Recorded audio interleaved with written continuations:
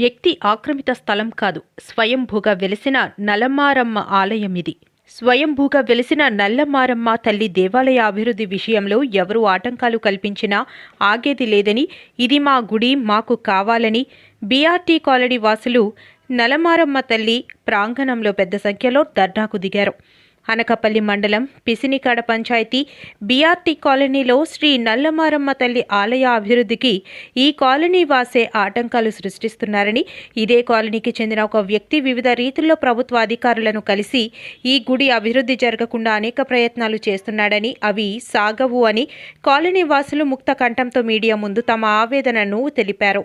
ఈ సందర్భంగా మాజీ ఎంపీటీసీ ఎల్లప్ప వెంకటరావు, బండి రాధిక, దొడ్డి నాగమణి తదితరులు మాట్లాడుతూ అనకాపల్లి మండలం పిసినికాడ పంచాయతీ బీఆర్టీ కాలనీలో 1994వ సంవత్సరంలో స్వయంభూగా శ్రీ నల్లమారమ్మ తల్లి వెలిసింది అన్నారు.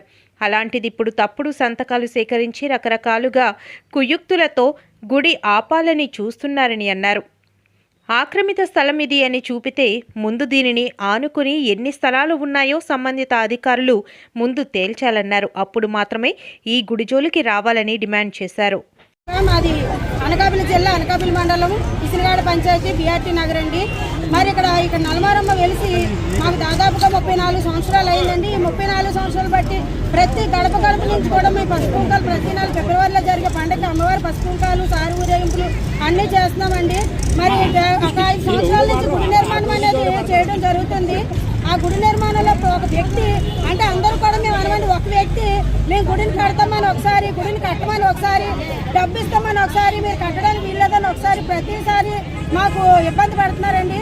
కానీ ఆ తల్లి ఆశీస్సులతో ఈసారి అమ్మవారు నేను ఇక్కడ వెలుస్తానని మొన్న మార్గశిర లక్షవారం మొదటి వారం నాడు అమ్మవారిని ఇక్కడ ప్రతిష్ఠ చేయడం జరిగింది. అప్పటి నుంచి కూడా ఆ వ్యక్తి మమ్మల్ని చాలా ఇబ్బంది పడుతూ, మా గ్రామస్తులు చాలా ఇబ్బంది పడుతూ, పనికిరానిటువంటి సంబంధం లేని వాటి కేసులు అన్నీ పెట్టి అధికారుల మీద, మా గ్రామస్తుల మీద, మా పెద్దల మీద, మా ఎంపీటీసీ గారు అందరి మీద కూడా కంప్లైంట్లు పెట్టడం. ఆ కంప్లైంట్లకి ఏమో ఎవరైనా వచ్చి చూసి ఇక్కడ న్యాయంగానే ఉందని వెళ్ళిపోతే మీరు న్యాయంగా ఉందన్నారని వాళ్ళ మీద కంప్లైంట్లు పెట్టి, వాళ్ళు వచ్చారని ఇంకోళ్ళ మీద కంప్లైంట్లు ఇచ్చి, వాళ్ళ గ్రామం నుంచి మండలం జిల్లా స్థాయి వాళ్ళ ఎక్కడెక్కడికో కేసులు పెట్టి కంప్లైంట్లు పెట్టడం జరిగిందండి.